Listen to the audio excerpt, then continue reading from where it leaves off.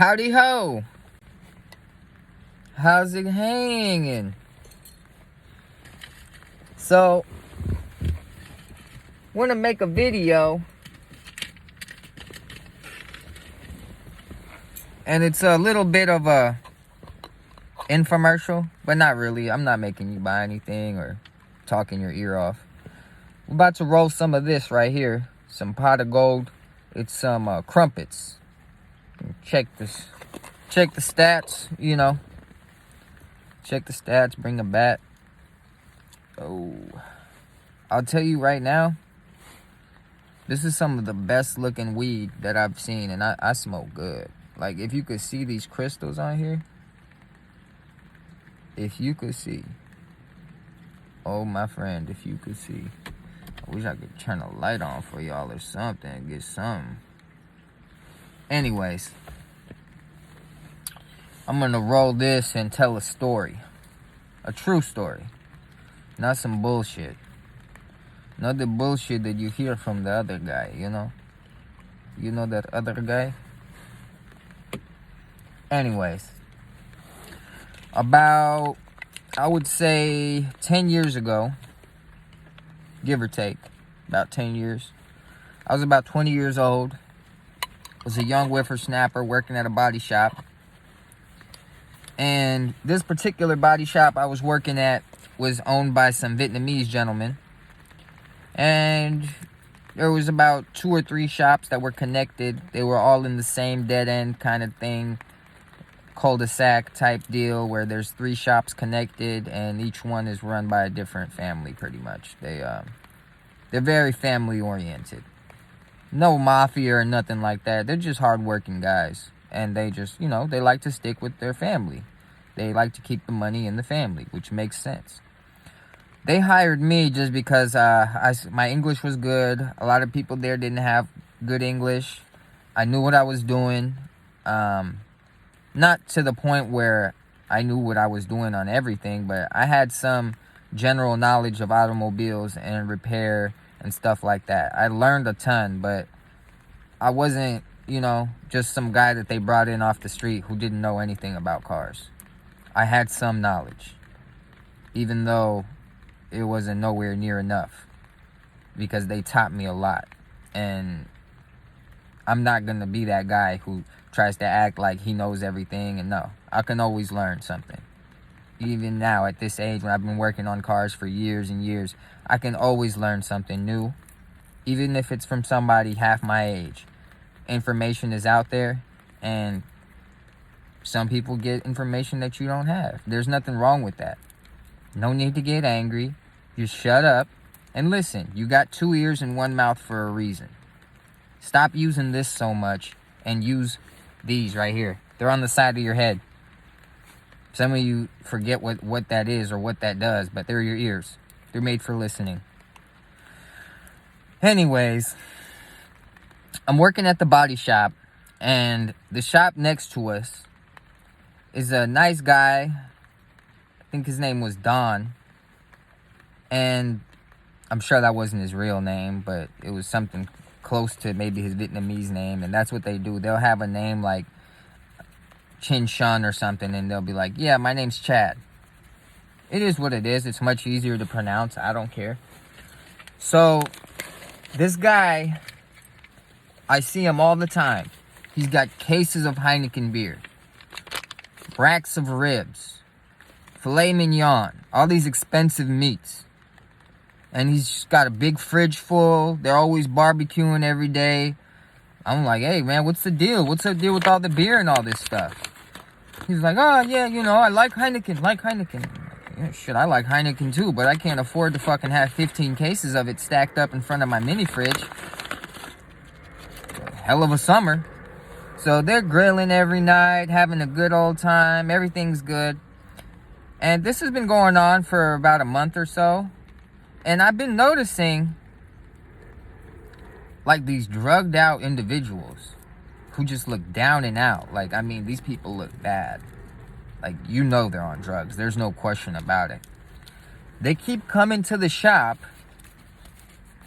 and they're either bringing stuff, like they'll bring a bunch of laundry detergent, they'll bring cases of beer, bags full of stuff that I don't know what's in there. And they're bringing this stuff to this guy all the time. And I don't see exactly how much he's paying them or what he's paying them, but he's paying them something because they keep bringing it. So this keeps going on for a while. He's got all the beer, he's got all the ribs, he's got all the electronics, anything you could want for. Not a bad deal. I talked to my employer about it, and he's like, yeah, I don't like to deal with those drug addict guys. I don't like to do it. They seem like they stealing the stuff. I don't want to get into it. I'm like, yeah, it's probably a good idea. It's probably not going to end well for him. Something's going to happen. And he kind of shrugged it off, and I kind of forgot about it. I don't wish anything bad for the guy. I hope everything goes well. Anyways, the next day, I'm working on a car. I'm underneath, and I hear yelling. Yelling, cussing, all kind of shit. And I'm like, okay, something's going on for sure. For sure. This isn't just an argument. I hop out from under the car. I grab I think it was a wrench. A big wrench. And I grabbed it. I ran out. I'm like, what the fuck is going on? Somebody's fighting. And I see this guy, Don, this Vietnamese man. He's got a hammer in his hand. And he's kind of making swinging motions toward this guy, this crackhead looking guy, who's yelling and screaming about his food stamp card. He's saying, hey, my wife came down here yesterday. She sold you my food stamps. I was in jail. I need some money for that, man. That wasn't her food stamps. This and that. You need to pay me for that. She stole my shit. So Don's like, no, I paid her, man. I paid her the money. She brought me the card. She had the PIN number. You need to take it up with her. That has nothing to do with me.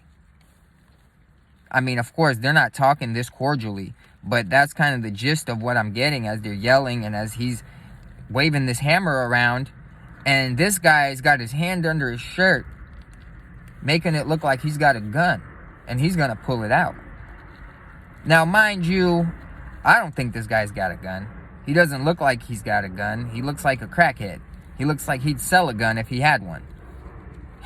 He'd sell it for cheap, or better yet, trade it for some crack. So, I'm thinking, okay, yeah, this guy's just bluffing. Don's waving his hammer around, telling him to get back, and he's not going to give him any money. Finally, the guy's like, look, just give me $20 and I'll leave. Give me $20 and I'll leave, or I'm calling the cops. So Don's like, no, fuck you, I'm calling the cops.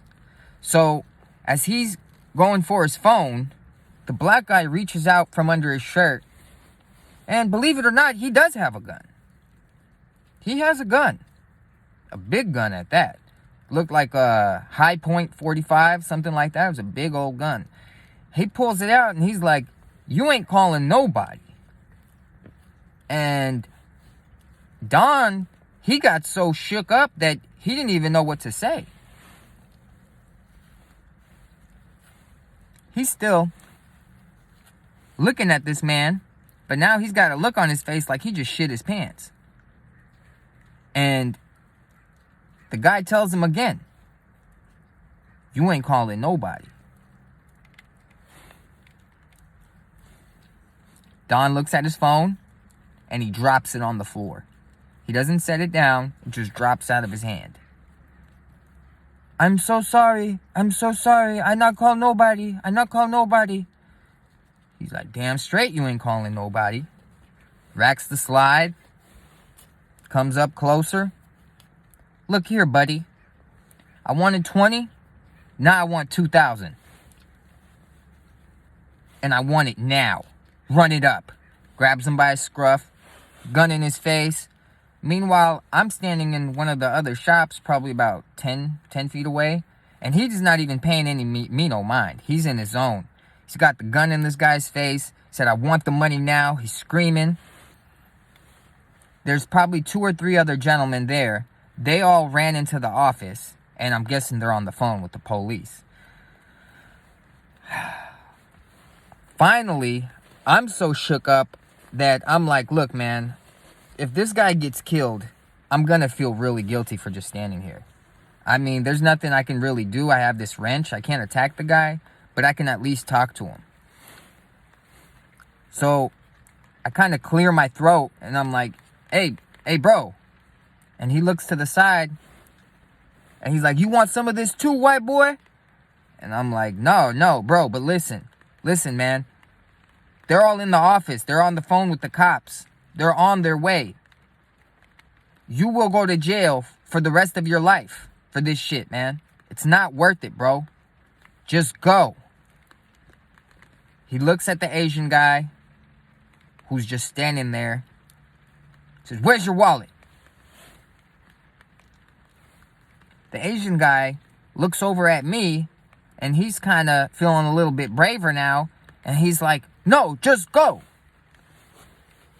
The guy smacks him with the pistol.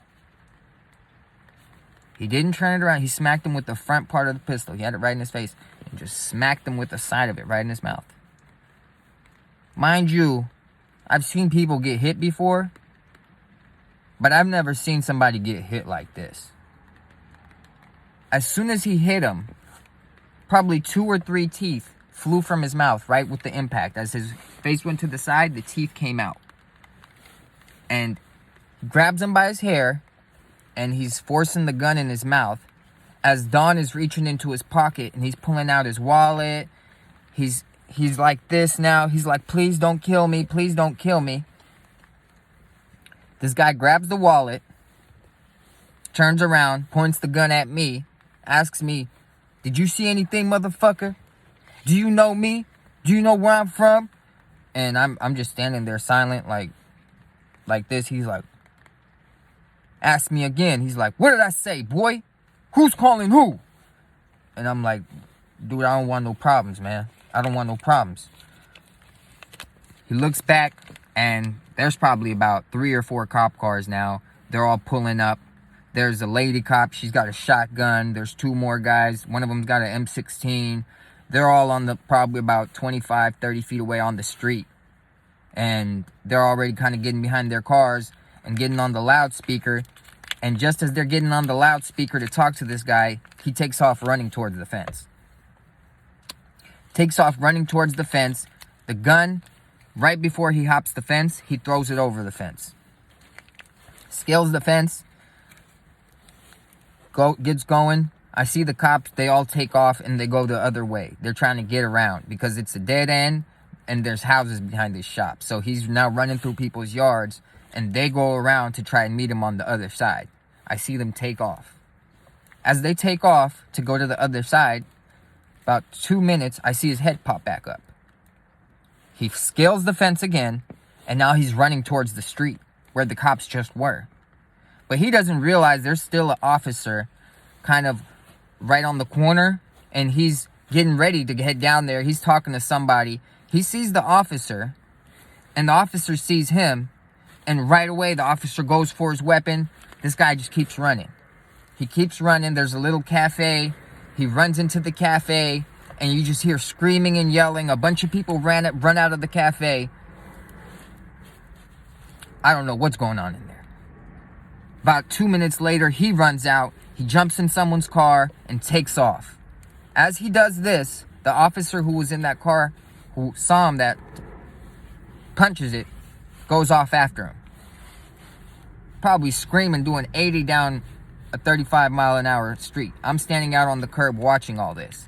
They fly by. About 5 or 6 more cars fly past. Probably about 5 minutes later, I hear 4 shots. Distant, but close enough to where you can hear him. Well, turns out, lo and behold, he was driving really fast. He ended up hitting some lady who was trying to cross the street, killed her on impact, damaged the car enough to where he careened into a telephone pole. As the cops were pulling up on him, he was trying to run out, and I guess he had the gun in his hand, and they shot him right there. Nobody told him to put his hands up or anything. They just shot him. And that's the story of why you should never buy a crackhead's food stamps.